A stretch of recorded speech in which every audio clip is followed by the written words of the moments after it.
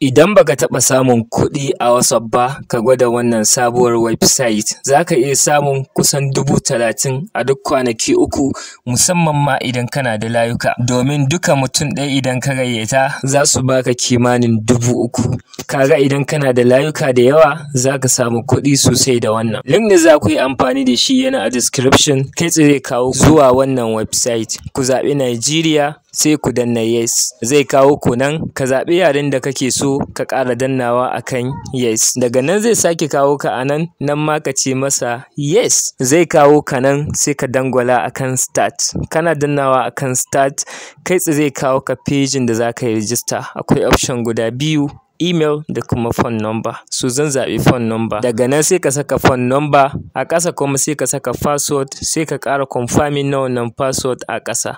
Daga nan kai checking na wannan captcha, kana kammalawa sai ka danna akan wannan button. Zai nuna maka cewa success, kana ya ɗauke ka zuwa cikin website kamar haka. Abinda za ka yi shine bayan ya kawo ka zai iya nuno maka wannan rubutun, kai cancelling ɗin shi, already mun yi wannan a baya.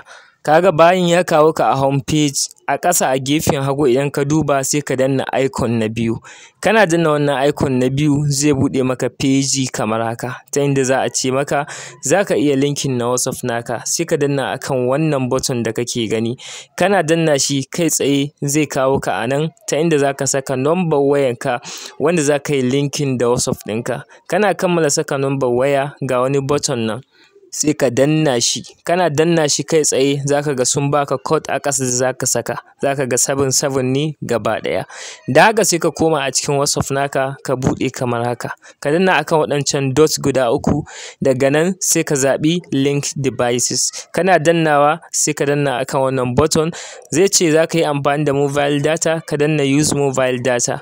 Zai kawo ka a nan, sai ka yi ƙasa ka danna wancan rubutun da ke ƙasa. Zai kawo ka a nan sai ka saka ainihin wannan code da suka baka. So kana saka shi kamar yadda kuke gani zai wuce da kai automatically. Za ka ce maka ka saka ma abin da kai linkin suna, sai ka saka duk abin da ka ga dama. In this case zan saka wannan saboda in gane wani site ce ne wannan linkin. Shikenan ka kammala linkin na account naka. Idan kana da layuka wannan process za ka bi, ka yi amfani da app KUNA, kana yin linkin, kana buɗe WhatsApp kana yin linkin da sauran layukanka, suna maka generation na kuɗi, kana withdrawal for free. Ok, yanzu ka zo ka danna akan wannan button ɗin, zai kawo ka wannan pejin, ka danna confirm. Zai buɗe maka a nan ta inda za ka ga wallet ɗinka, abin da kake samu, kuma za ka ga inda za ka yi linkin na account naka idan ka samu 3,500 wanda shine minimum withdrawal. Za kuma ka iya dannawa akan dashboard domin ganin wasu bayanai. Idan gayyata kake so ka yi, ka gayyaci mutane, za ka zo ka danna akan ainihin home page. Lalabu wannan button da aka rubuta invite tag sai ka mazge shi, zai wuce da kai ta inda za ka ga referral link naka wanda za ka iya copy ka yi sharing zuwa ga 'yan uwa da abokan arziki.